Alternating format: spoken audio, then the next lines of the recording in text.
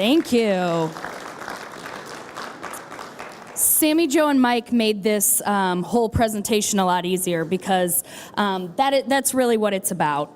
There's a pathway for all of our athletes to study in the United States and get some financial help doing it. So as Devo said, my name is Ashley. I'm with the NCAA Eligibility Center. For those of you who are not familiar with the NCAA, we are the National Collegiate Athletic Association. We are one of the governing bodies of college sport in the United States. There's also the NAIA and the NJCAA. They're just different groups of universities that sponsor sports. As Maggie said, there's over 4,000 colleges and universities in the United States.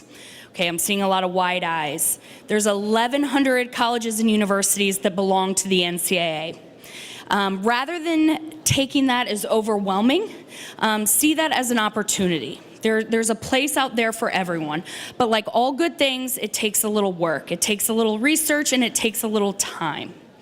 Currently, there are over 500,000 student athletes competing at the NCAA level.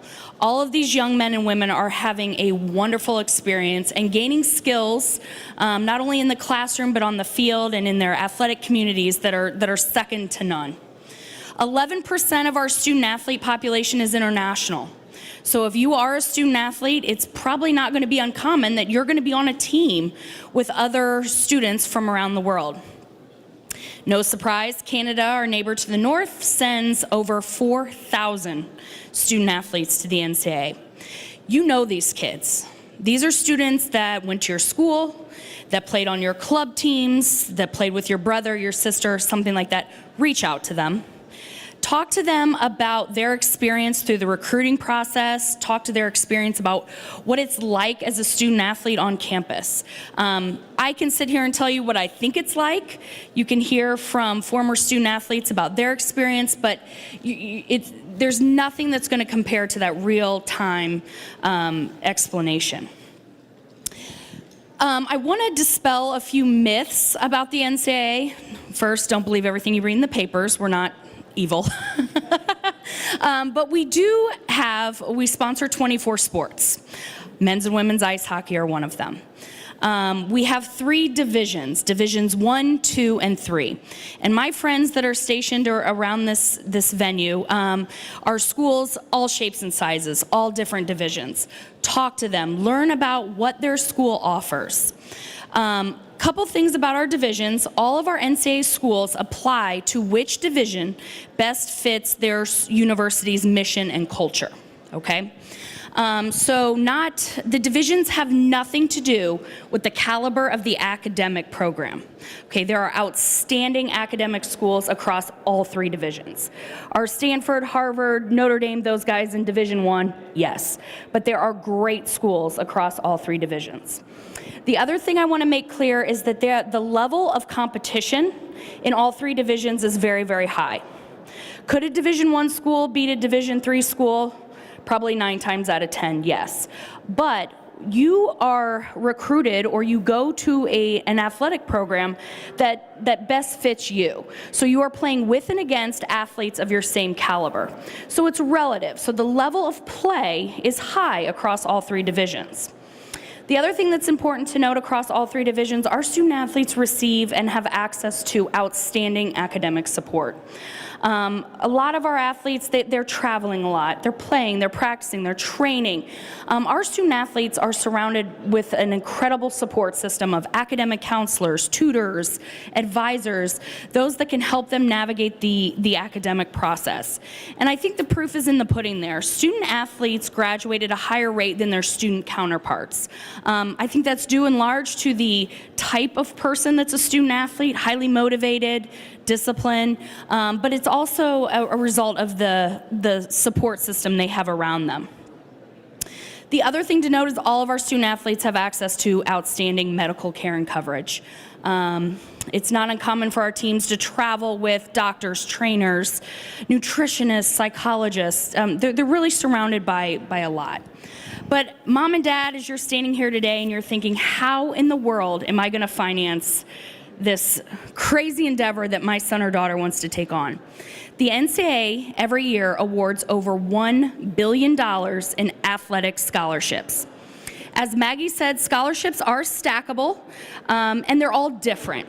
So what you receive for a merit-based award from one institution can differ from another institution. So can athletic scholarships. I like to refer to what happens in the high school space in 3 different buckets. First is the recruiting process. When you come to my booth and ask me how do you get recruited, I'm going to tell you I have no idea.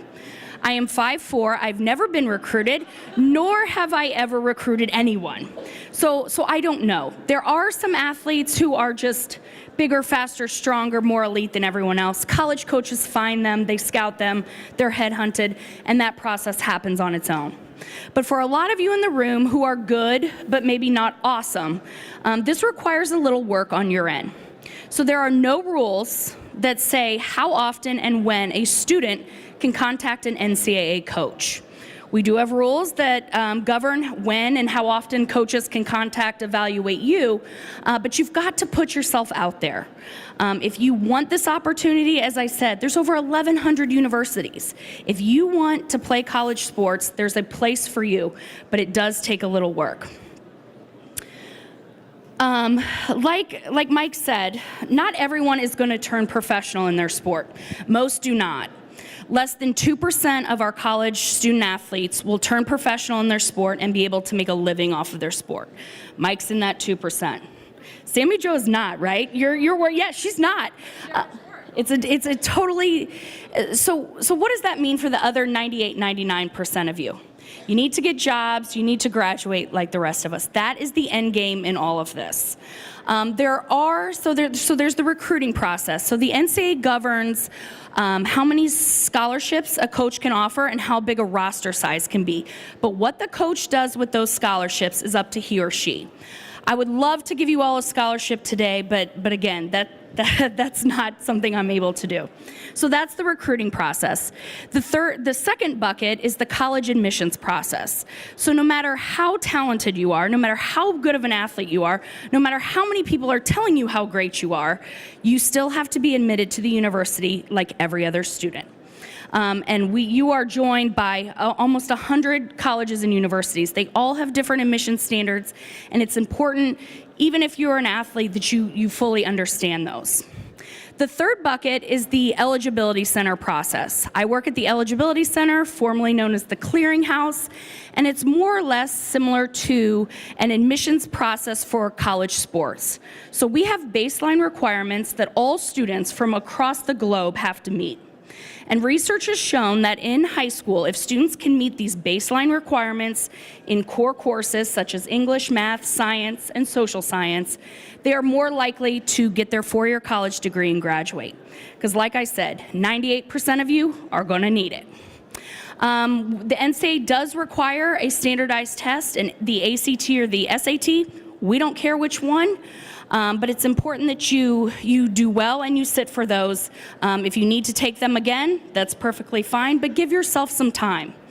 We also look at your grades in those core courses in math, science, social science, and English from years 9 through 12. So what you did or what you will do in year 9 matters. If I leave you with anything, please come by my booth. I have some handouts. But what I will encourage you to do is go to the NCAA website, and in the search box up at the top right corner, put in Guide to the College-Bound Student Athlete.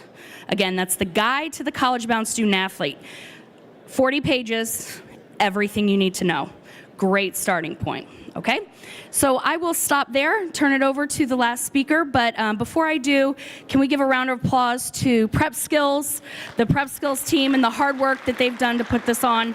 I don't know about the other speakers, but I sure wish there was an event like this when I was sitting in your shoes. So thank you very much, and I look forward to meeting with all of you.